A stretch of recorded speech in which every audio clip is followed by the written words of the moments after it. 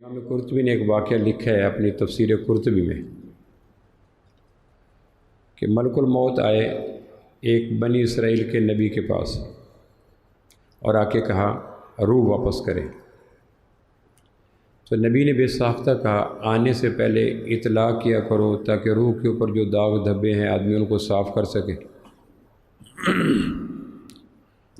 جب آدمی روح لے کے آتا ہے تو پاک پوتر ہوتی ہے، نہ آنکھوں میں بے حیائی، نہ زبان میں جھوٹ، نہ پیٹ میں لقمہ حرام، نہ کانوں میں غیبت، بالکل صاف ستھری ہوتی ہے۔ اور جب واپس کرے گا تو اللہ کہے گا جیسے لی تھی ویسے دو۔ آپ ہمارے شہر میں آپ پتہ نہیں رواج ہے یا نہیں، رینٹ کار لے جاتے ہیں، لوگوں نے کاروں کے شو روم بنائے ہوتے ہیں، وہ دیتے ہیں کار لے جاؤ۔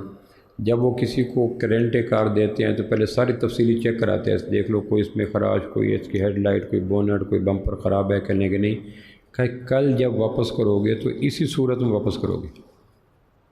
اور اگر خدا نخواستہ لے کے جانے والے سے خراشیں آ جائیں، حادثہ ہو جائے، کوئی چیز ٹوٹ جائے تو وہ نہیں لیتے کہ جس سٹیٹس پہ لے گئے تھے گاڑی بعین ہی واپس کرو۔ تو یہ رینٹ باڈی ہے میرے اور آپ کی، جس پوزیشن پہ لے گئے تھے اسی پوزیشن پہ واپس کرنا ضروری ہے۔ تو نبی نے کہا کہ روح جس کی واپس کرنی ہے وہ پوچھے گا کہ روح کے اوپر تو داغ ہی داغ ہیں، یہی داغ تھے جو سجا کے ہم سر بزم یار چلے گئے، آنکھیں داغدار، زبان داغدار، سوچیں داغدار، رویے داغدار، ایک خون کا قطرہ داغدار ہے۔ تو میں نے تو ایسے نہیں دی تھی، میرے سے جب لے گئے تھے تو بالکل صاف ستھری تھی۔ تو اب وہ واپس کرنے سے پہلے توبہ کے لیکوڈ میں، توبہ کے پانی میں آدمی دھو لے، اتنا موقع تو دیا کرو، ایٹ ونس آتے ہو۔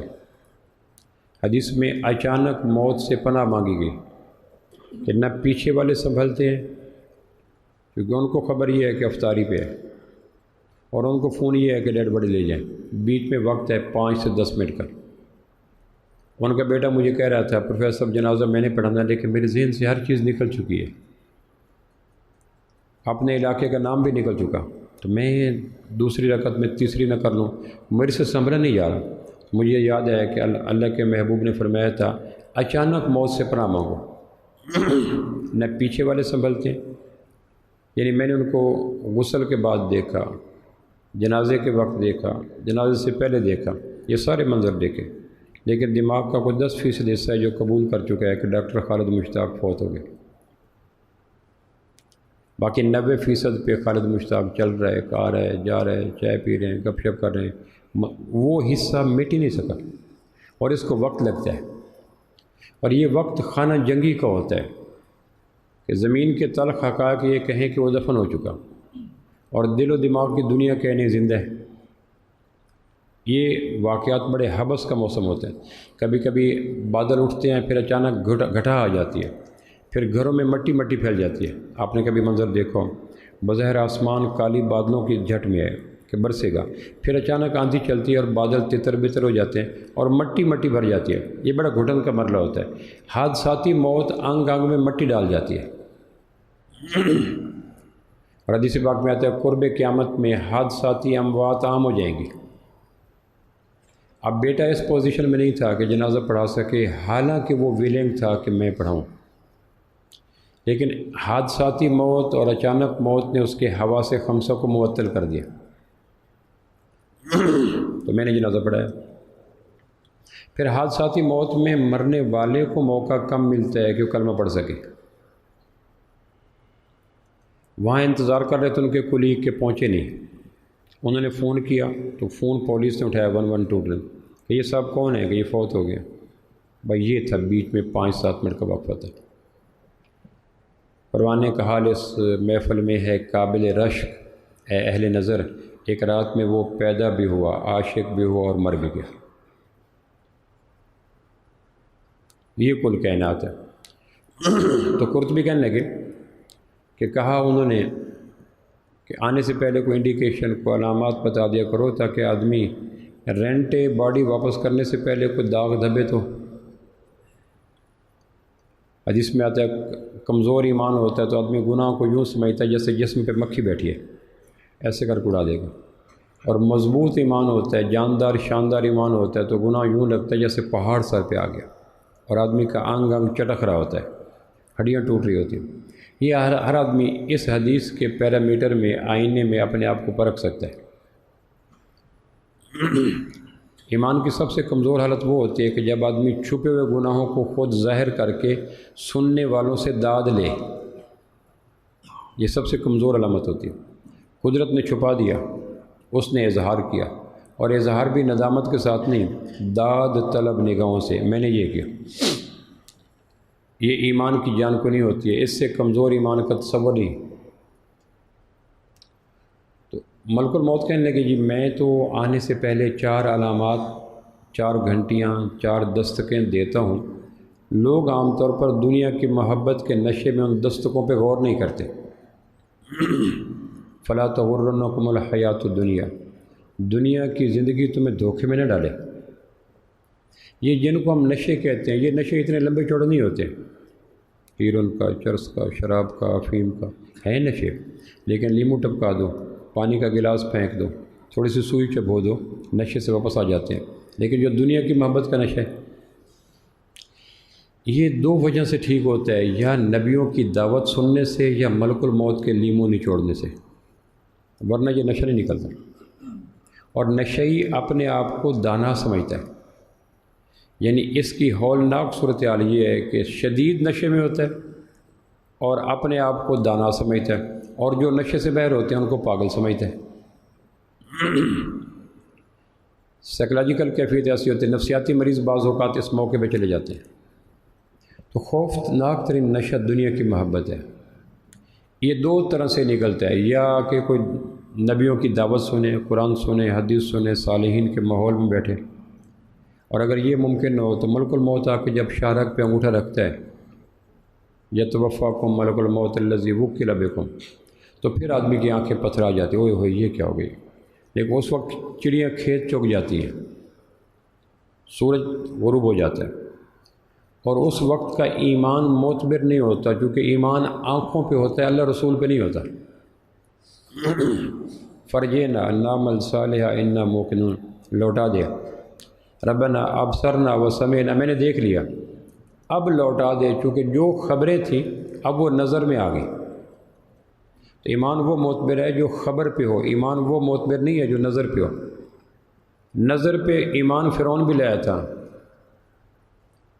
میں موسیٰ اور ہارون کے رب پہ ایمان لایا، لیکن اس وقت دائرہ کراس کر چکا ہوتا ہے، گھنٹی بج چکی ہوتی ہے، منظر بدل چکا ہوتا ہے۔ ایمان غیب کی باتوں کو اللہ رسول کی بات پر اعتماد کر کے ماننے کا نام ہے۔ آنکھوں پہ ایمان تو جانور بھی لے آتا ہے۔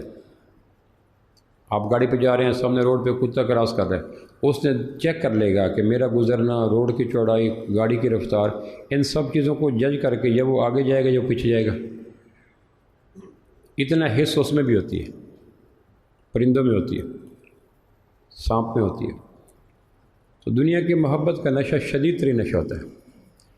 اس نشے کے جام ہم روز چڑھاتے ہیں دنیا داروں کے تذکرے کر کر کے، یہ بڑی پارٹی ہے، بڑی سامی ہے، بڑا مال ہے، شیر۔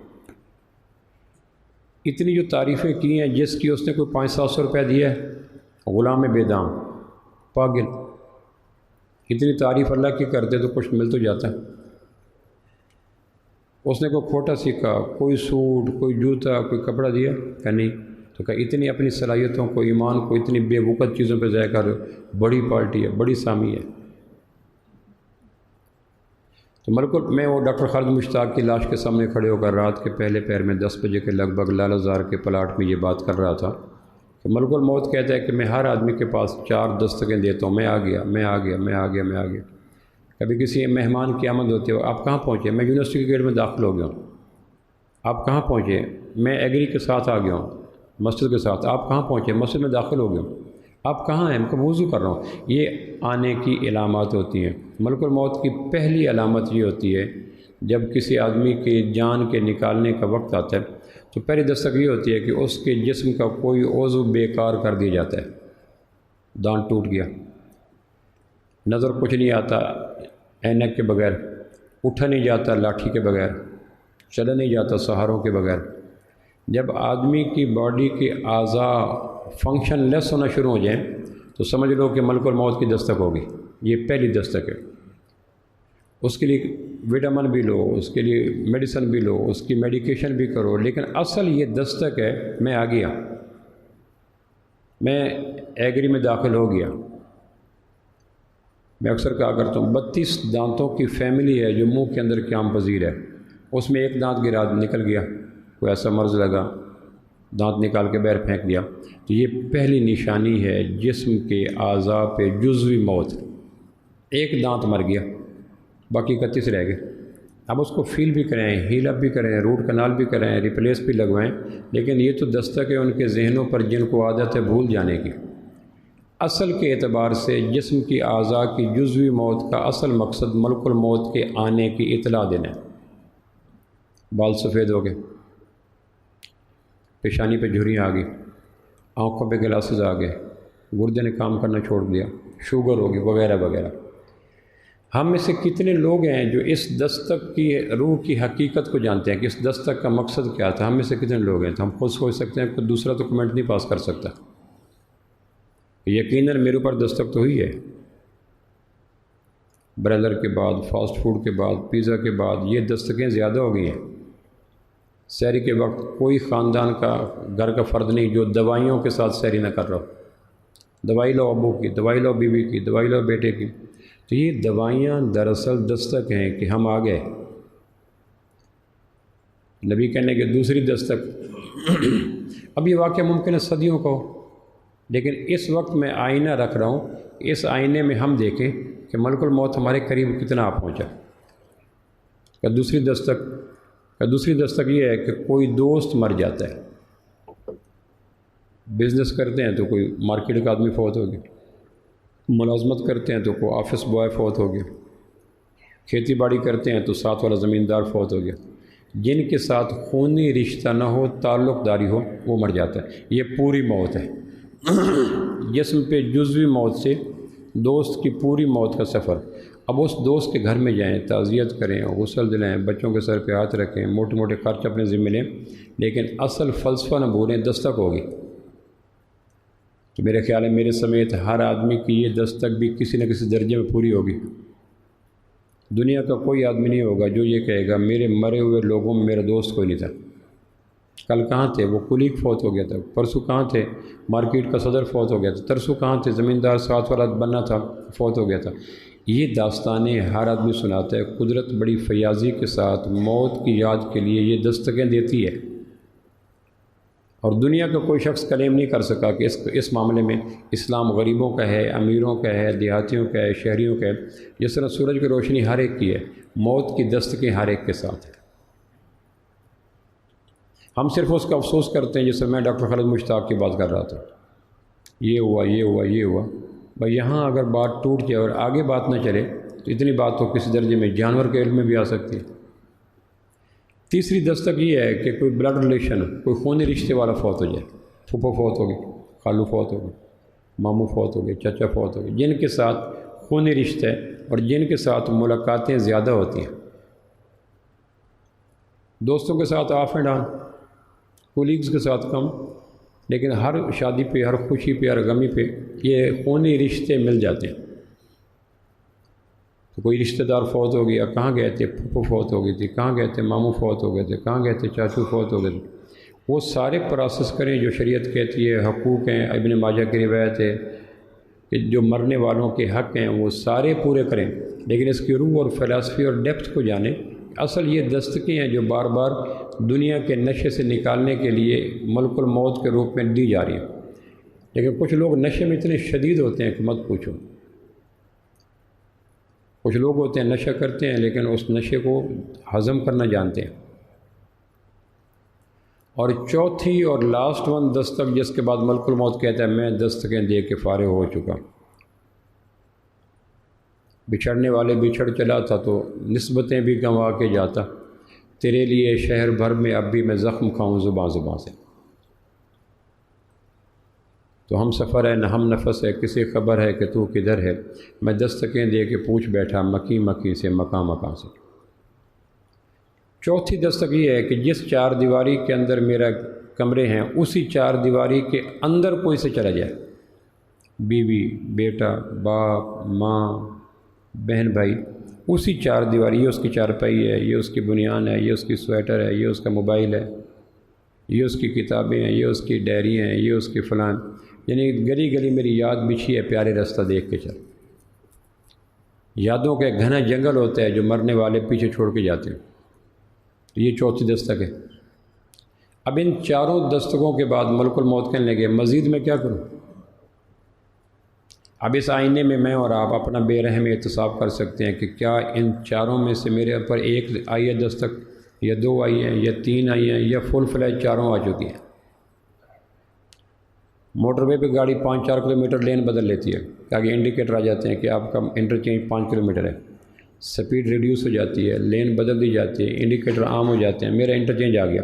تو یہ چاروں علامات آ جائیں تو انٹرچینج کی لین بدلیں، انڈیکیٹر دیں۔ ابن عباس کی روایت میں نے رکھی تھی، مدینہ کے لوگ 40 سال کے بعد یو ٹرن لے لیتے تھے، مخلوق سے خالق، مال سے اعمال، دنیا سے آخرت۔ 40 سال تک خالق سے مخلوق، اعمال سے مال اور آخرت سے دنیا، 40 سال کے بعد کہتے ہیں کافی ہو گیا۔ ابن عباس کی روایت ہے۔ اور 60 سال کی عمر میں حضور نے فرمایا اگر 60 سال مل گئے تو کوئی حجت نہیں پیش کر سکتا کہ مجھے اپنی زندگی کو بدلنے کا موقع نہ ملا، اوسط عمر ہوگی۔ اور یہ میں نے بتایا تھا کہ ترکوں کے ہاں عقیدت کے بے پناہ پھول کھلتے تھے۔ جب کوئی ترک 64 برس کا ہوتا یا 65 برس کا ہوتا ترک اور پوچھتے کتنی عمر ہے تو کہتا ہے حدوں سے گزر گئے۔ آئیڈیل عمر وہی تھی جو 63 سال تھی، اس کے بعد حدوں سے گزر گئی۔ تو اللہ کا شکر، اللہ کریم نے کچھ مہلت دی، لیکن پتہ کوئی نہیں کب آ جائے۔ ڈاکٹر خالد مشتاق کی لاش جا رہی تھی تو مجھے اقبال کے شعر یاد آ رہے تھے۔ اقبال کا کلام ہے بانگ درا، اس میں ایک نظم ہے گورستان شاہی۔ 1911 کے لگ بھگ اقبال حیدرآباد دکن گیا، وہاں ایک مقبرے دکھایا گیا قبرستان کے، یہاں صرف بادشاہ ہوتے ہیں۔ وہاں اس مقبرے کی کیفیت رات، چاندنی، گرمی کا موسم، ہم سفر ساتھ، اور حیدرآباد دکن میں اقبال جیسا آفاقی شہر کھڑے ہو کے بادشاہوں کے کتبے اور قبریں دیکھ رہے ہیں، اس کو نظم دیا ہے گورستان شاہی۔ لیکن ہمیں پرہیز ہے قرآن کے ترجمے سے اور اقبال کو سمجھنے سے۔ کسی بابے نے بڑا سخت پرہیز لگایا ہے، مجالہ اقبال کو پڑھیں، مجالہ قرآن کو سمجھیں۔ ہے کوئی بابا بڑا تکڑا جس نے کہہ رکھا ہے قرآن نہ سمجھنا، اقبال کو نہ پڑھنا ورنہ بندے کے پوتر بن جاؤ گے، اور اس کے لیے ہم تیار نہیں۔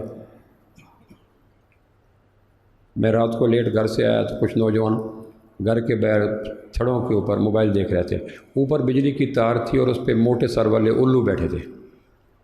ان میں سے ایک کا باپ، اس نے کہا الو کے پٹھے گھر آ، الو چلا گیا، یہ نہیں آیا۔ یعنی الو کو شرم آیا کہ کس کو میرا پٹھا کہہ رہا ہو، میرے پٹھے اتنے تو گئے گزرے نہیں ہیں۔ میں نے ایک دفعہ کلاس میں کہا کہ رات کو الو جاگتا ہے دیر تک یا الو کا بولیں؟ فیصلہ بادی ہے، کیونکہ شیشے کے سامنے کھڑے ہو کے رات کو کہیں گے پٹھے سو جا۔ رات کو دیر تک الو جاگتا ہے یا الو کا؟ کون فرد جرم اپنے اوپر لگواتا ہے آسانی سے؟ حت المقدود دفاع کرتے ہیں کہ نہیں یہ لوگ جو ماہ رمضان میں کبیرہ گناہ کرتا ہے، کم امید ہے کہ کلمے پہ موت ہے۔ باقی اللہ کا نظام الگ ہے، سنت ایک الگ ہے، قدرت ایک الگ ہے۔ سنت یہ ہے کہ جو پودا بہار کے موسم میں شاخیں نہیں لا سکا، کم امید ہے کہ بہار کے بعد اس کی شاخوں پہ پھل پھول ہیں۔ اللہ قادر مالی اس پودے کو اکھیڑ دیتا ہے کہ جو بہار کے موسم میں پتے، پھول، پھل، ہریالی نہیں لا سکا، غیر بہار کی ہواؤں میں طاقت کہاں ہے؟ بہار کے ہواؤں میں ایک نمی ہوتی ہے، طاقت ہوتی ہے، اندر آ کے گدگدی کرتی ہیں اور خشک شاخوں پہ بھی پتے کھل اٹھتے ہیں۔ ماہ رمضان جشن بہاراں کا مہینہ ہے، اسلام کے پودے کا جشن بہاراں ماہ سیام ہے۔ اور جو ماہ رمضان میں کبیرہ گناہ کرتا ہے، اسباب کے درجے میں کلمے پہ موت مشکل نہیں، ناممکن ہے۔ یعنی اس درجے کا بے حیا ہے۔ اللہ امتحان دلاتا ہے کہ شیطان کو بدنام نہ کرو، شیطان نے میں نے بند کر دیا، اب بھی اگر گناہ کر رہے ہو تو تمہارا نفس شیطان سے بھی طاقتور ہے، یہ چیک کرنے کی نعمت ہوتی ہے۔ جس طرح ICU میں ڈرپیں لگی ہوتی ہیں یا آکسیجن لگی ہوتی ہے، کبھی وہ آکسیجن بند کر کے دیکھتے ہیں تو باڈی تڑپنے لگ جاتی ہے، تو کہتے ہیں کہ باڈی سانس لینے میں خود کفیل نہیں ہے، آکسیجن کی محتاج ہے۔ اللہ کریم ماہ رمضان میں شیطان کو بند کر کے کہتے ہیں دیکھو کار بد تو خود کریں، لعنت کریں شیطان پر۔ ہنسی آتی ہے مجھے حضرت انسان پر، کار بد تو خود کریں، لعنت کریں شیطان پر۔ اب میں شیطان کو بند کر رہا ہوں، اب دیکھنا کہ تمہاری باڈی ریئیکٹ کرتی ہے یا نہیں کرتی۔ اور اگر شیطان کی بندش کے باوجود بھی کبیرہ گناہوں کے آدمی مرتکب ہو تو پھر اس کا نفس شیطان کا قائم مقام ہے، یعنی اتنا سرکش ہو چکا ہے، اتنا سرکش ہو چکا ہے کہ قابو نہیں آ رہا۔ تو مجھے اقبال کا وہ نظم یاد آ رہی تھی جو گورستانی شاہی کے نام پر اقبال نے لکھی ہے، زندگی انسان کی ہے۔ وہ لاش لے کے جا رہے تھے اور میں گنگنا رہا تھا، واپس گھر چلا گیا۔ میں خانپور جانا مشکل تھا چونکہ 6-8 گھنٹے کا سفر تھا، میری طبیعت نہیں کر رہی تھی۔ میں یہ شعر پڑھ رہا تھا اقبال کے، چونکہ ہر آدمی کا ایک جمعۃ الوداع آئے گا۔ نیک ماحول کی یہ برکت ہوتی ہے کہ خالد مشتاق کے تذکرے جمعے میں ہو رہے ہیں۔ اچھے ماحول میں آنے جانے کا ایک پلس سائن یہ ہوتا ہے کہ اچھائیوں سے ذکر ہوتا ہے، اور اگر برے آدمی کے ساتھ آدمی کا تعلق ہو تو برے حوالے ہوں گے، اچھے حوالے ہوں گے نہیں۔ میں ایک جگہ لیکچر دے کے آ رہا تھا، جس گاڑی پہ مجھے لے کے اور چھوڑنے کے لیے آ رہے تھے وہ ڈرائیور کہہ رہا تھا سر جس کا آپ نے جنازہ پڑھا ہے اس نے ایک دفعہ شراب پی کے میری گاڑی کے بونٹ پہ چڑھ کے سارے بونٹ کو بیکار کر دیا۔ غلط مجالس کا نقصان یہ ہوتا ہے کہ حوالے برے ہوتے ہیں۔ فَأَصَّدَّقَ وَأَكُن مِّنَ الصَّالِحِينَ، مرتے وقت آدمی 2 چیزوں کی خواہش کرتا ہے قرآن کے بقول، میں زکوٰۃ دوں گا یا سخی بنوں گا یا کشادہ دست بنوں گا، اور دوسری اپنی کمپنی بدلوں گا۔ اکم من الصالحین، چونکہ برے لوگوں کی کمپنی برے حوالوں کے ساتھ یاد رکھی جاتی ہے۔ ہم فلاں سینمے میں گئے تھے، فلاں جگہ پہ گئے تھے، تو کیا کرے گا؟ اب ڈاکٹر خالد مشتاق کی باتیں ہو رہی ہیں، ہر جمعے یہاں ہوتے تھے، بات کرتے تھے، بیٹھتے تھے۔ اب ان کے سارے حوالے جو میرے دل و دماغ میں ہیں وہ کھلے ہوئے پھول ہیں۔ یہ اچھی جگہ پہ آنے کا پلس سائن ہی ہوتا ہے۔ اور ایک حدیث پاک میں آتا ہے مرنے کے بعد اگر اس کے تذکرے خیر کے مقام پہ ہوں تو اللہ کہتا ہے کتنا خوش نصیب ہے، مر گیا لیکن اس کی یادوں کے تذکرے اب بھی کائنات کو خوشبو دے رہے ہیں۔ زندگی انسان کی ہے، ماند مرغ خوش نوا، انسان کی زندگی ایک اچھے نغمے الاپنے والے پرندے کی سی ہے۔ پرندے ہوتے ہیں بعض اوقات نظر نہیں آتے لیکن ان کے نغمے اتنے پرکشی ہوتے ہیں کہ آدمی شاخوں کے اوپر تلاش کرتا رہتا ہے یہ نغمہ کہاں سے آ رہا ہے۔ زندگی انسان کی ہے، ماند مرغ خوش نوا، اقبال کہتا ہے گورستانی شاہی میں بانگ درا کے اندر۔ شاخ پر بیٹھا کوئی دم چہچہایا اڑ گیا۔ پرندوں کا مزاج ہے کہ پل دو پل شاخوں میں بیٹھتے ہیں، بدل دیتے ہیں۔ کبھی کوئی ایسا نہیں دیکھا پرندہ 5 منٹ سے شاخ پہ بیٹھا، پھدکنا ادھر ادھر آنا جانا۔ کہ انسان کی زندگی بھی شاخوں پہ نغمے الاپنے والے پرندے جیسی ہے، جو جم کے نہیں بیٹھا، ادھر نغمہ الاپا شاخ سے اڑ کے چلا گیا۔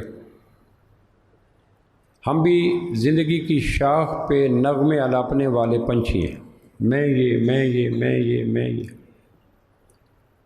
ڈاکٹر خالد مشتاق صاحب کو بھی گئے ہوئے 3 دن نہیں گزرے تھے، ان کی جگہ پہ نئے آرڈر بھی آ گئے، فلاں صاحب ان کی جگہ ہوگا، ڈپارٹمنٹ میں یہ ہوگا، مسجد میں یہ ہوگا۔ کون کسی کا انتظار کرتا ہے؟ مجھے کسی نے وہ نئے آرڈر کی کاپی بھیجی جس میں اس کے نئے آرڈروں کی ساری تفصیل تھی۔ ابھی کفن میلا نہیں ہوا، قبر کی مٹی خشک نہیں ہوئی، اور اس کی جگہ ہیل اپ کرنے والے نئے لوگوں کو اپائنٹمنٹ کا لیٹر آ گیا، اور اب یہ نئے لوگ سمجھ رہے ہوں گے کہ میں شاخ پہ چہچہا رہا ہوں۔ جب شاخوں پہ پرندے چہکتے ہیں تو باغوں کے لوگ خوش ہوتے ہیں، لیکن اڑ کے چلا جاتا ہے تو بعد میں کسی کو یاد بھی نہیں ہوتا۔ زندگی انسان کی ہے۔ پچھلے جمعے یہ باتیں ڈاکٹر خالد مشتاق سن رہا تھا، اس جمعے نہیں ہے۔ ماند مرغ خوش نوا، شاخ پر بیٹھا کوئی دم چہچہایا اڑ گیا۔ کون سا پرندہ ہے جو گھنٹہ گھنٹہ شاخ پہ بیٹھ کے نغمے الاپتا رہے، فوراً ادھر ادھر؟ ہم بھی وہی ہیں، زندگی کی شاخ سے فنا کی شاخ پہ، فنا کی شاخ سے قبر کی شاخ پہ، قبر، اور پھر یاد کرنے والے کوئی نہیں ہوتا۔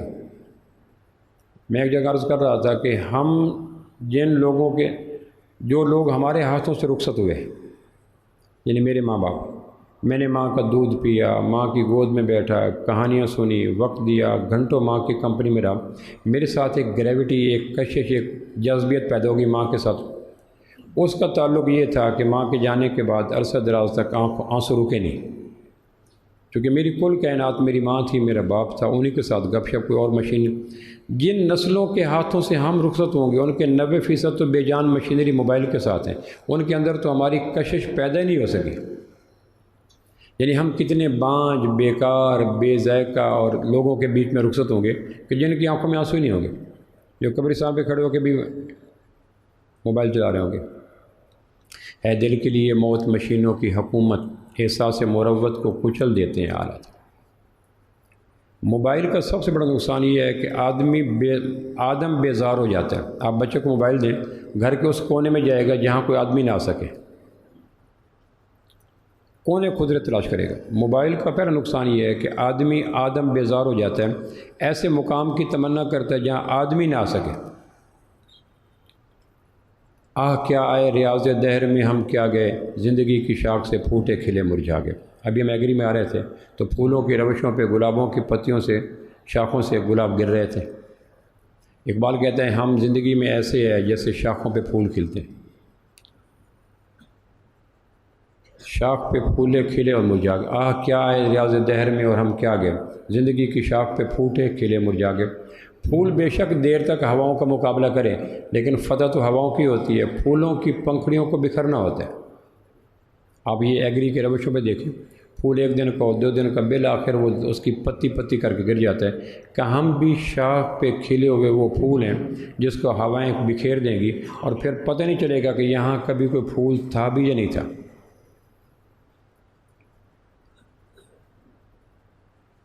کیا آئے ریاض دہر میں اور کیا گئے، زندگی کی شاخ سے پھوٹے کھلے مرجھا گئے۔ سلسلہ ہستی کا ایک بحر ناپیدا کنار، اور اس دریائے بے پایہ میں لہریں ہیں ہزار۔ کہنے کہ ہماری زندگی بھی وہی ہے جو سمندر کے بیچ میں اٹھنے والی لہروں کی ہوتی ہے۔ اور لہروں کو آپ نے کبھی دریا پہ بیچ پہ گئے ہوں تو لہریں جب اٹھتی ہیں تو یوں لگتا ہے کہ یہ کبھی گم نہیں ہوگی، اور سیکنڈوں کے بعد گم ہوتی ہیں، پتہ نہیں چلتے کہاں گئے۔ ہم بھی زمانے کے سمندر میں اٹھتی ہوئی لہریں ہیں۔ میاں صاحب، ڈاکٹر صاحب، انجینئر صاحب، وی سی صاحب، پروفیسر صاحب، خان صاحب، پھر یہ لہر اٹھتی ہے، زمانے کی چھل آتی ہے، اور ہم دور کنارے پہ کھڑے ہوئے لوگ، آنکھوں میں حیرت آ جاتی ہے، اتنی بڑی چھل آئی، اتنی بڑی لہر آئی، اور اس کے بعد دوبارہ فنا کے سمندر میں ڈوب جاتی ہے۔ اے ہوس خوں رو کہ ہے یہ زندگی بے اعتبار، یہ شرارے کا تبسم، یہ خسے آتش سوار۔ یہ لاسٹ ون ہے اقبال کے بانگ درا میں، گورستان شاہی میں۔ وہ کہتے ہیں اے ہوس کی طلبگار زندگی، اے ہوس خوں رو کہ ہے یہ زندگی بے اعتبار، یہ شرارے کا تبسم۔ کبھی اپنے ویلڈنگ پلانٹ پہ کھڑے ہوں جہاں ویلڈ کر رہے ہوتے ہیں، یہ پرانا منظر دیکھیں تو دیہاتوں میں، دور دیہاتوں میں جب تندور ہوتے تھے اور لوگ تندور سے روٹی لگوانے کے لیے جاتے تھے، میں نے منظر دیکھا تو پھر وہ اس میں دائی لکڑی ڈال رہی ہے، پھر لکڑیاں بجھ گئی ہیں، پھر وہ بیچ میں ایک لکڑی مارتی ہے، جس کے بعد کالے دھوئیں کے بیچ میں باریک چنگاری نکلتی، اس کو شرر کہتے ہیں۔ اس کی نئی فن جو شیپ ہے وہ ویلڈنگ ہے۔ ویلڈنگ پلانٹ پہ کھڑے ہوں اور رگڑ ہو رہی ہے، چنگاری نکل رہی ہوتی ہے۔ اے ہوس خوں رو کہ ہے یہ زندگی بے اعتبار، یہ شرارے کا تبسم۔ وہ جو ویلڈنگ پلانٹ سے ایک چنگاری نکلی، مسکرائی اور ختم، یہ خسے آتش سوار۔ جتنی بھی کوشش کر لیں، تندور سے نکلنے والے سیاہ دھوؤں کے بیچ میں باریک چنگاریوں کی عمر کتنی ہوتی ہے؟ جتنی بھی کوشش کر لیں، شاخوں پہ کھلے ہوئے پھولوں کو کب تک خزاں کے بے رحم پنجوں سے بچائیں گے؟ جتنی بھی کوشش کر لیں، شاخ پہ بیٹھے ہوئے پنچھی کو کب تک کیسے کہیں گے کہ شاخ نہیں بدلنی؟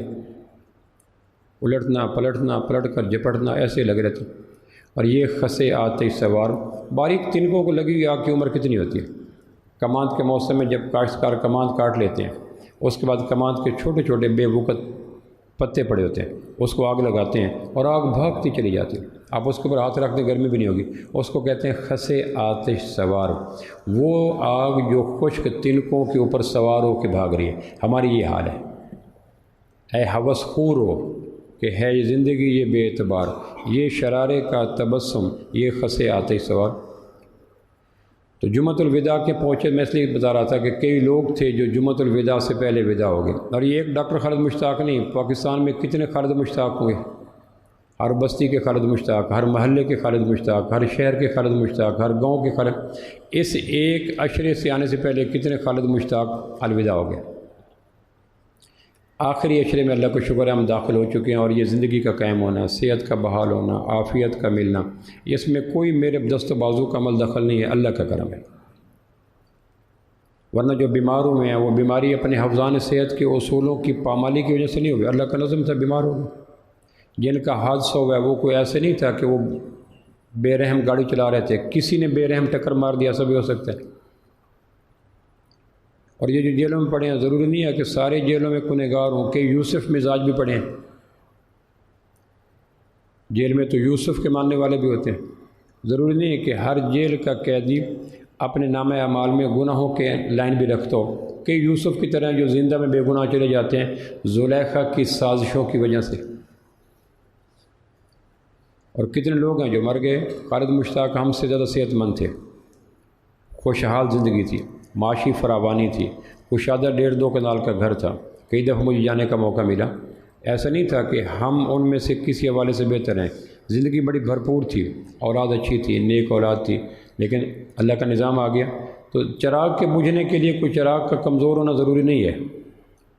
ہوا کے دوش پہ رکھے ہوئے چراغ ہیں ہم، جو بجھ گئے تو ہوا سے شکایتیں کیسی؟ چراغ کی لو کا مقابلہ ہواؤں سے کیا ہے؟ شکست چراغ کے مقدر ہوتی ہے۔ اللہ کا شکر ہے ہم تیسرے عشرے میں داخل ہو گئے۔ تیسرا عشرہ اپنے دامن میں کچھ ایسی خصوصیات رکھتا ہے جو رمضان کے پہلے 2 عشروں میں نہیں ہے۔ ایک خصوصیت یہ ہے کہ اعتکاف کی عبادت تیسرے عشرے میں جنم لیتی ہے، پہلے 2 عشرے میں اعتکاف نہیں ہے۔ وہ جس کو سنت الموقدہ علی الکفایہ کہتے ہیں، وہ نیکی کا پھول تیسرے عشرے کے دامن میں کھلتا ہے۔ اب جس طرح دین کی محنت کے تھم جانے کی وجہ سے باقی چیزوں میں ضعف ہے، اعتکاف پہ بھی ضعف آ گیا۔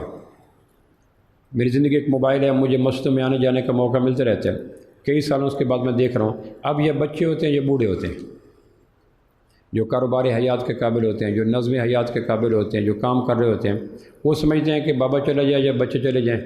عام طور پر اعتکاف کے اندر نسل 2 اس وقت مل رہی ہے، یہ بچے یا بوڑھے۔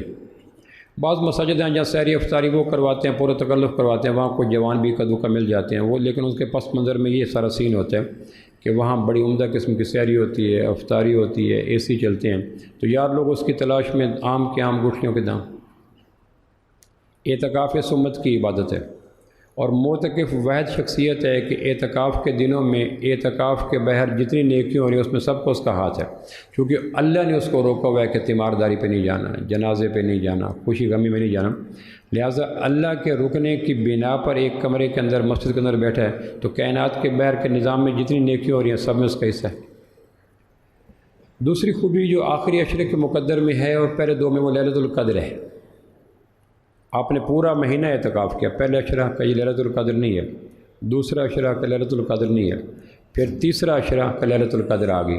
پھر آپ فرمایا کہ میں نے لیلۃ القدر کا وجود تیسرے عشرے میں دیکھا، اور آسانی کے لیے کہا تیسرے عشرے میں بھی طاق رہتے ہیں، 21، 23، 25، 27، 29، یعنی 21 کو جاگو، 22 کو سو، 23 کو جاگو، 24 کو سو۔ دین فطرت ہے، میتھمیٹیکلی بنیاد پر اسلام ڈیل کرتے ہیں۔ اگر پورا مہینہ جاگنا پڑتا تو رات جگہوں کی وجہ سے کتنے لوگ صحت کو ضائع کر بیٹھتے، کاروباری حیات کے قابل نہ رہتے۔ قدرت نے میکنزم یوں کیا کہ 21 کو جاگو، 22 کو، 23 کو جاگو، 24 کو۔ پھر سوال پوچھا کون سی رات ہے، کہ جو وہ رات کا تعین آ رہا تھا، جبریل لے کے آ رہے تھے کہ آخری عشرے کی طاق راتوں میں فلاں رات ہے، لیکن 2 آدمی لڑ رہے تھے اور ان کے لڑنے کی وجہ سے نیکی کا تعین اٹھ گیا۔ اس میں 2 باتیں ظاہر ہوتی ہیں کہ آپس کی لڑائی آسمانی نظام کو بھی متاثر کر دیتی ہے۔ میں نے ایک جگہ پوچھا ہم میں سے کوئی ایسا ہے جس نے رمضان کے موسم میں کسی لڑے ہوئے سے صلح کی ہو؟ آپ سے نہیں پوچھتا، میں نے کہیں اور سے پوچھ لیا، آپ سے پوچھو تو مجھے پتہ ہے۔ یہ تو ہم بتا سکتے ہیں کہ 6 نئے اضافہ ہوا، 10 کا اضافہ، اس میں اللہ کا شکر ہے ہم سخی مزاج ہیں۔ لیکن اگر یہ کہا جائے کہ سسر سے، بھائی سے، بھانجے سے، بھتیجے سے، بھابھی سے، ماموں سے لڑائیوں کے تو ہم خود کفیل ہیں۔ یہ نہیں ہے کہ اگر ہم کوئی 50-100 سے صلح کر لیں گے تو ہم مر جائیں گے۔ ایک لمبی لسٹ ہے جو ہمارے ڈنگے ہوئے لوگوں کی پڑی ہے۔ اگر یہ پوچھ جائے کہ کسی لڑے ہوئے سے صلح کی تو آپ اندازہ کریں کہ سر ڈھلک کے تیسرے بٹن تک چلا جاتا ہے، کوئی نہیں۔ کتنے قرآن مکمل کیے، کتنے صلاۃ و تسبیح پڑھی، کتنوں کو افطاریاں کروائیں، کتنوں کو۔ اس میں اللہ کا شکر ہے امت کے اندر کوئی نہ کوئی یس نو کی بات آتی ہے، لیکن صلح کے حوالے سے ہے ہی کوئی نہ، اس کو نیکی نہیں سمجھتی۔ وہ عمل جو صحابہ کے دور میں صحابیوں کے بیچ میں ہوا اور لیلۃ القدر کی تعین اٹھا لی گئی، میں 20 سال سے اس عمل سے گزر رہا ہوں، 10 سال سے اس عمل سے گزر رہا ہوں، اور میں اکثر کہا کرتا ہوں ہماری لڑائیوں کی بنیاد دین میں ذوف نہیں ہوتا، دنیاوی باتیں ہوتی ہیں۔ کبھی ہم نے کسی اس وجہ سے فلاں سے تعلق نہیں توڑا کہ یہ شراب پیتا ہے، نماز نہیں پڑھتا، زکوٰۃ نہیں دیتا، جھوٹ بولتا ہے، زنا کرتا ہے، چوری کرتا ہے۔ ہماری لڑائی کی بنیادیں یہ نہیں ہوتی۔ اس نے 2 مرلے میری زمین لے لی، حق پہ ہونے کے باوجود لڑائی کے شعلے بھڑکانے سے بچنے کے لیے حق کو چھوڑ دینے والا، اللہ کے نبی نے فرمایا جنت کے بیچ میں محل کا وعدہ کرتا ہوں۔ حق پہ حابیل تھا، غلطی پہ قابیل تھا۔ حق 100% حابیل کے کھاتے میں تھا، غلطی 100% قابیل کے کھاتے میں تھی، لیکن لڑائی سے بچنے کے لیے حابیل نے کہا میں ہاتھ نہیں اٹھاتا، اور مظلوم مقتول شہید ہو گیا۔ اور آپ نے فرمایا کبھی کبھی حابیل کی طرح مظلوم مقتول شہید بھی بنو، یعنی یہ ضروری نہیں کہ میں حق پہ ہوں تو لڑنا ضروری ہے۔ لڑائی کے بعد بھی وہ چیز نہیں ملے گی، لیکن ایک نیا تعلق خراب ہو جائے گا۔ اور یہ جس سے تعلق خراب کیا، یہ اگر کسی ولیمے میں نظر آ گیا تو منظر قبرستان کا ہو جائے گا، طبیعت خراب ہو جائے گی کہ یار وہ نظر آ گیا، اس کی میز پہ بیٹھ کے کھانا کھانے کو جی نہیں کرے گا۔ تو یہ مہینہ اس اعتبار سے بھی ہے کہ 2 آدمیوں کی لڑائی کی بنا پر لیلۃ القدر کا جو وقت طے ہونا تھا 21 یا 23 ہے اٹھا لیا گیا، اور میں تو 15 سال سے لڑا ہوا ہوں، اور اس کے وے آؤٹ نکل سکتے ہیں، راستہ میں پتہ ہے، لیکن ہم پرستار ہیں اپنی خامیوں کے، گردن کے سریا جھکنے نہیں دیتا۔ مجھے پتہ ہے جتنی میں نے سزا دی ہے اتنی سزا کا وہ مستحق نہیں تھا، اب مجرم میں ہو چکا ہوں۔ پہلے مجرم تھا، میں نے سزا دی، سزا میں اضافہ کر دیا، دائرہ مجرم میں داخل ہو گیا۔ ایک صحابی نے کہا میرے نوکر غلطی کرتے ہیں، میں سزا دوں؟ آپ فرمایا غلطی اور سزا میں توازن رکھنا، یعنی اسلام دیکھو، جذبوں کی شدت میں بھی اسلام لگاموں کے توڑنے کی اجازت نہیں دیتا، جتنی غلطی ہے اتنی سزا دینا۔ انہوں نے کہا جی پھر سزا دیتے ہوئے آدمی ٹیمپرمنٹ لوز کر بیٹھتا ہے، پتہ نہیں چلتا غلطی چھٹانک تھی، سزا پاؤ دے بیٹھا۔ آپ فرمایا اللہ کے حضور گنہگار ہو کر پیش ہونے سے بہتر ہے اللہ کے حضور مظلوم ہو کے پیش ہو، معاف کر دو۔ میں نے جو داماد کو، جو سسر کو، جو بھانجے کو، جو سالی کو، جو بھتیجی کو سزا دی ہے، کسی مفتی سے پوچھے کہ کیا جس جرم کی بنا پہ سزا دی ہے یہ جرم 10 سال کے بولنے قطع تعلقی کے قابل تھا یا ناحق کیا؟ علم کا تکبر، عمل کا تکبر، مال کا تکبر، جمال کا تکبر، صلح میں سب سے بڑی رکاوٹ تکبر ہے۔ اس عشرے میں لیلۃ القدر بھی آتی ہے 21، 23، 25، اب 3 راتیں تو گزر گئیں، 21، 23، 25، اب 27 اور 29 رہ گئی۔ تیسرا اس عشرے میں جو ایک نیکی ہے جو باقی میں نہیں ہوتی، وہ یہ ہے کہ اس عشرے میں جمعۃ الوداع آتا ہے۔ ماہ رمضان کے پہلے عشرے میں جمعے 2 ہے، دوسرے میں 2 ہے، مثال دے رہا ہوں، لیکن ان کو ہم جمعۃ الوداع ڈکلیئر نہیں کر سکتے۔ جمعۃ الوداع رکھنے والا، اعزاز رکھنے والا جمعہ ہمیشہ تیسرے عشرے میں ہوتا ہے۔ اور چوتھا اس عشرے میں تکمیل قرآن کی مجالس سجتی ہیں۔ سیدنا فاروق اعظم کے دور میں 20 تراویح 30 دن جماعت کے ساتھ تکمیل قرآن کی سنت زندہ ہوئی۔ 2 آدمی بحث کر رہے تھے، کہنے کہ آپ محمدی ہیں یا حنفی؟ میں پاس کھڑا تھا۔ جواب غلط ہو تو یہ اتنی عجیب بات نہیں ہوتی، جواب غلط ہوتے رہتے ہیں۔ سوال غلط ہو تو یہ اس سائل کی شیطنت کو ظاہر کرتا ہے۔ یہ شیطان مزاج شخص ہے جو سوال غلط کر کے دوسرے کو گمراہی میں دھکیلنے کا آبرو مند ہے کہ آپ محمدی ہو یا حنفی۔ اب محمدی کا تقابل نبی کے ساتھ ہوگا، تابعی کے ساتھ تو نہیں ہوگا۔ یہ تو ہو سکتا ہے کہ آپ حنفی ہو یا شافعی، کیونکہ دونوں تابعی ہیں۔ یہ تو ہو سکتا ہے کہ آپ صدیقی ہو یا فاروقی، دونوں صحابی ہیں۔ یہ تو ہو سکتا ہے کہ آپ محمدی ہو یا موسوی، دونوں نبی ہیں۔ ایک طرف نبی کو کھڑا کیا، دوسری طرف امتی کو کھڑا کر دیا۔ یہ سائل کے شیطان مزاج ہونے کی سب سے واضح دلیل ہے۔ اگر کہتے ہیں محمدی تو اسلاف سے بدگمان ہوا، اور بدگمانی بد زبانی کا باعث بنتی ہے، کہ محمد صلی اللہ علیہ وسلم اور راستے پہ چلتے ہیں، ابو حنیفہ اور راستے پہ چلتے ہیں، تو دونوں کو مشرق مغرب 180 کے اینگل پہ کھڑا کر دیا۔ یہ کتنی شیطان کی خوفناک سازش ہے، سوال کی بنت غلط کر دی۔ میں نے کہا آپ کون ہو کو آرائی؟ میں نے کہا میں اگر کہوں آپ سے کہ آپ آرائی ہو، یہ پاکستانی جب سوال بنتا ہے؟ کہنے کہ نہیں۔ میں نے کہا پھر سوال کیا بنتا ہے کہ آپ کہیں گے آرائی ہو یا گجر؟ برادری کا برادری کے ساتھ، ملکوں کا ملکوں کے ساتھ، صوبوں کا صوبوں کے ساتھ ہوتا ہے۔ محمدی کا تقابل ہوگا موسوی کے ساتھ، حنفی کا تقابل